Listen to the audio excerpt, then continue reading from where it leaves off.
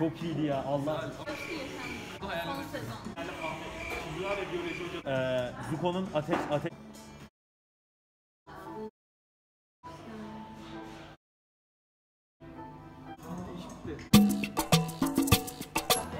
Çok acıktım. Barış. Adam ya geldi adam. Vallahi geldi. Oldu. Bize gelmeden. Oturuyor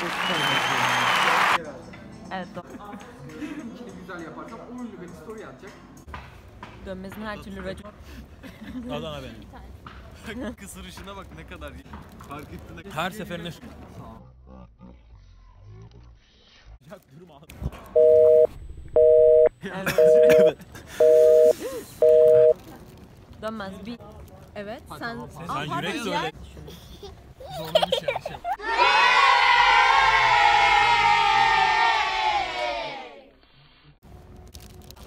Herkesi rahatsız mı yapıyorum? Tüm kameramı. Evet gel kameramı. Rahatsız oluyor. O da benim. Bunlar acı değil.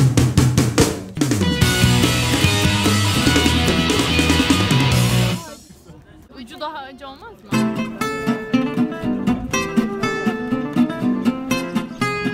Merhaba. İşte vlog gerçekten.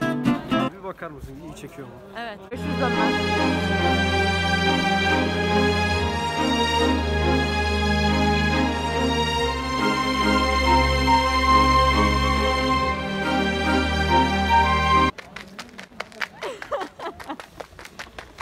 Rahatsız oluyorum bir de.